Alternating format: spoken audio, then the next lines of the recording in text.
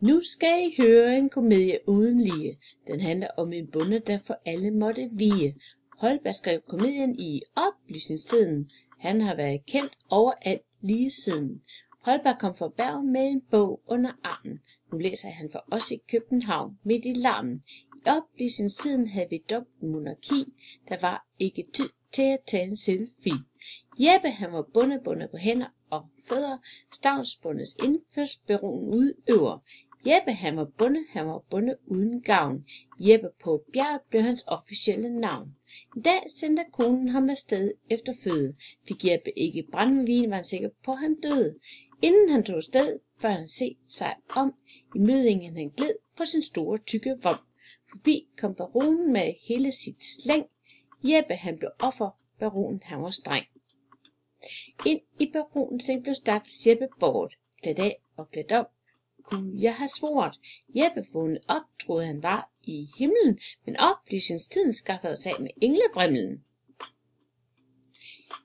Jeppe savnede lille, hvad havde han dog gjort? Han indså sit liv havde været noget lort. Baronen fubbede Jeppe, gav ham alt denne magt.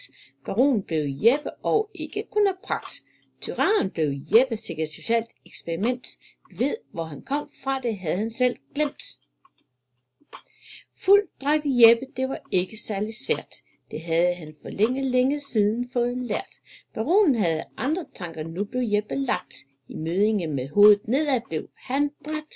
Jeppe vågnede op, havde det hele været en drøm. Han måtte have noget brændvin, han var faktisk temmelig øm. Jeppe fortalte nu til højre og til venstre. Ingen troede på ham, var han nu blevet svensker. Jeppe blev dømt efter en håbløs rettergang, for han havde tilladt sig at lægge sig i baronens seng.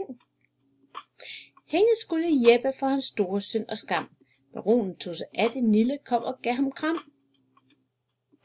Da Jeppe hængte i træet uden egentlig at dø, begyndte han at tænke, det er noget hø. Død er jeg nu, men jeg skulle også tørstig. Brændevin kunne gøre det hele lidt mere lystigt. Nille kom og græd. Jeg begyndte at måbe. Hvad ville Nille dog med denne dumme tåbe? Jeppe han blev snu, kunne han få Nille til at love, hun i fremtiden kun ville give ham guld og grønne skove.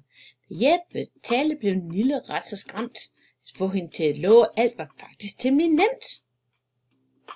Men kvinder er ikke sådan bare til at kue. Gennemså hun pludselig Jeppe gennemskue. Jeppe han fik bryl og blev hevet ned. Jeppe han var lykkelig, nu kunne han få lidt fred.